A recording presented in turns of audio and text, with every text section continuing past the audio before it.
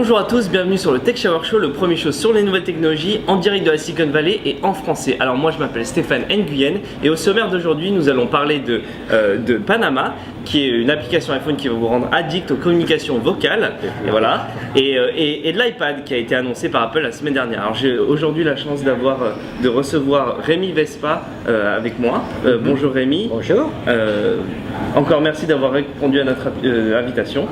Avec plaisir. Ça me fait très plaisir que tu sois là. Alors comme tu le sais, sûrement déjà, le Tech Shower Show se balade dans la Silicon Valley et va à la rencontre justement de ces acteurs et réalisateurs de ces nouvelles technologies qui sont connues dans le monde. Et aujourd'hui, tu as la gentillesse de nous accueillir dans tes locaux pour nous présenter une application. Alors, parle-nous un petit peu de toi. Ça fait combien de temps que tu es à San Francisco et quelle est ton activité justement à San Francisco? D'accord. Bon, ça fait un petit moment que j'habite San Francisco, ça fait 12 ans. Ah oui. Je suis venu de Paris.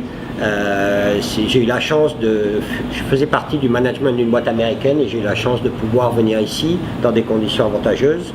Et puis je suis resté parce que j'aime beaucoup San Francisco, j'aime la Californie.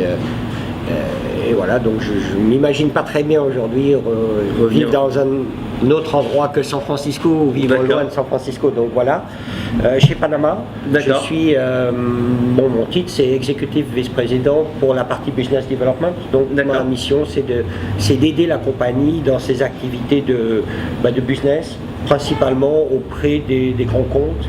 Puisqu'on va le voir, Panama c'est un outil qui peut intéresser bien sûr le consommateur, mais également des grandes compagnies, des grands opérateurs de télécom, etc. Donc ma principale mission c'est de faire connaître le produit le plus vite et le plus largement. Alors Panama, c'est le nom de ton application, le nom de ton entreprise? La compagnie s'appelle Panama. D'accord. Elle a été fondée par David Hayden, qui est on dit ici un vétéran de la Silicon Valley. C'est quelqu'un qui a eu une carrière extrêmement brillante, qui a toujours d'ailleurs, qui a créé une compagnie qui était un des premiers moteurs de recherche. D'accord. Et la compagnie s'est vendue à Excite pour un très bon prix. La compagnie s'appelait Magellan. Et puis ensuite, il a également créé une compagnie qui s'appelle toujours d'ailleurs Critical Path. Et cette compagnie est allée en bourse, donc a fait une IPO avec au-dessus du $1 milliard. D'accord. C'est une personne qui a un très grand track record. Et c'est quelqu'un qui n'est intéressé que par des grandes opportunités, ce qu'on appelle ici des technologies disruptives, donc qui apportent vraiment quelque chose de nouveau sur le marché. Et c'est toute l'idée de Panama. Ok, alors parle-nous justement. D'accord. Alors parle-nous justement de Panama. Ici, en quoi ça consiste? Qu'est-ce que ça fait? Voilà.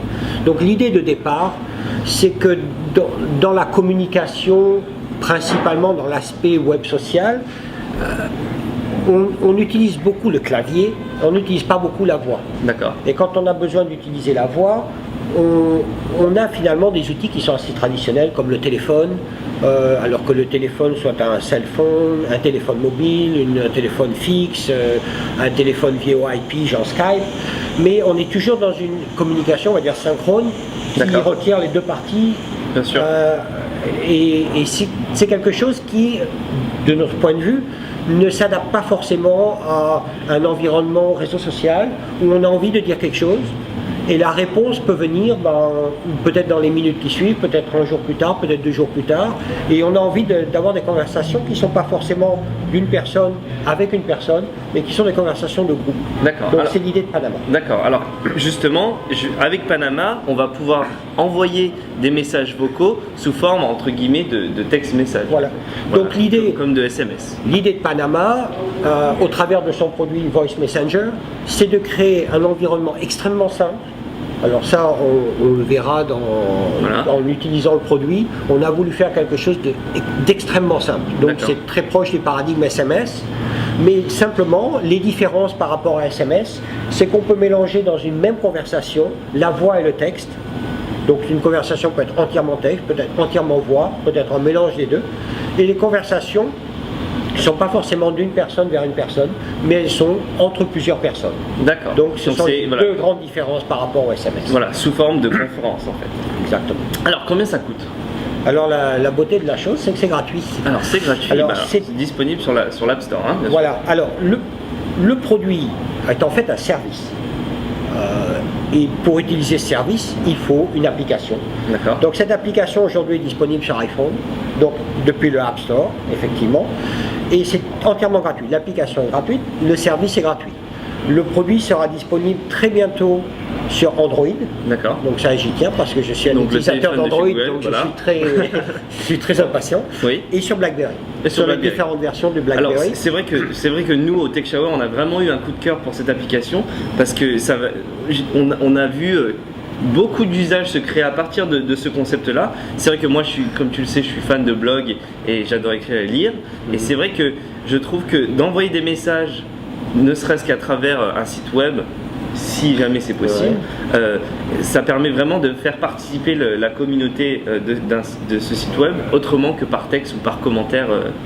Voilà. Et ça, c'est vraiment quelque chose qu'on a vraiment beaucoup aimé chez Tech Shower. Alors justement, Panama, alors comme tu le sais, la semaine dernière, il s'est annoncé un nouveau produit de chez Apple, une nouvelle catégorie qui se trouve entre le smartphone et l'ordinateur portable qui s'appelle L'iPad. L'iPad. Ah, voilà, Rémi a bien suivi les annonces. Alors, je vais te poser une question, tu achètes ou tu achètes pas? Moi, j'achète. Tu achètes? Alors Oui. pourquoi? Alors j'achète.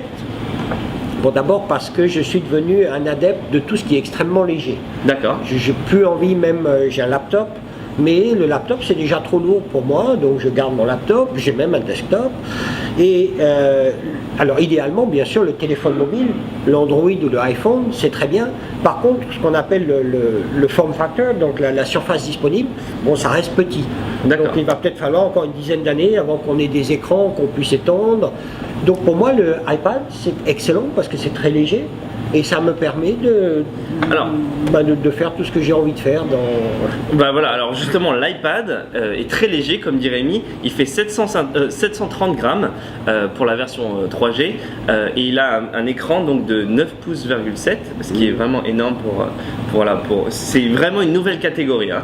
Et sur cet iPad là vous allez vraiment pouvoir faire 95% de vos tâches quotidiennes qui sont d'envoyer des emails, de naviguer sur internet, gérer vos photos, etc. Alors parle-nous un petit peu d'un petit secret. Est-ce que tu prévois justement, toi qui as une équipe qui développe sur iPhone, est-ce que tu prévois de développer une application spéciale pour iPhone? Tout à fait. Pour deux raisons. Bon, la première, c'est que c'est relativement simple. L'iPhone et le iPad ont le même SDK. Bon, l'iPad a quelques classes supplémentaires parce que bien sûr l'écran est plus grand. Donc alors le SDK c'est vraiment le logiciel pour permettre de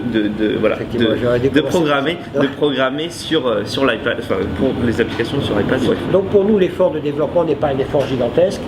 La deuxième chose très intéressante pour nous, c'est que le iPad c'est une machine qui est Wi-Fi et notre produit Voice Messenger fonctionne en Wi-Fi. Donc aujourd'hui il fonctionne sur l'iPod iTouch. Donc on n'a pas besoin d'avoir une connexion avec un opérateur mobile, voilà, on peut travailler en Wi-Fi et donc on pourra avec le iPad utiliser et communiquer avec sa communauté d'amis en utilisant la voix grâce à Panama. D'accord. Alors justement l'iPad est disponible à partir de 499 $ ici autour de fin mars. Il va être communiqué, les prix vont être communiqués en Europe. Ça va, je pense, tourner à peu près autour de 500 € également. Et donc, est-ce que si tu as, est-ce que si comme moi par exemple ou comme quelqu'un en France a une idée sur un développement, est-ce que on peut te contacter, etc. Bon, avec plaisir. Mon avis, c'est l'avis d'une personne, donc avec toutes ses limitations. Mais ça fait un petit moment que je travaille dans la Silicon Valley, dans des activités diverses et variées, donc je suis tout à fait ouvert à donner un conseil qui vaut ce qu'il vaut dans la mesure où c'est il n'engage que moi, mais je suis toujours très content de donner des conseils à tout entrepreneur qui a une idée, qui veut venir s'installer ici pour la réaliser. Bon, merci beaucoup Rémi d'avoir parlé avec nous justement de Panama et de l'iPad. Tu es encore le bienvenu quand tu veux sur le Tech Shower Show. Et quant à nous, on se retrouve la semaine prochaine et on vous réserve une petite surprise pour la semaine prochaine. Alors on se dit à la semaine prochaine. À bientôt. On va surveiller ça.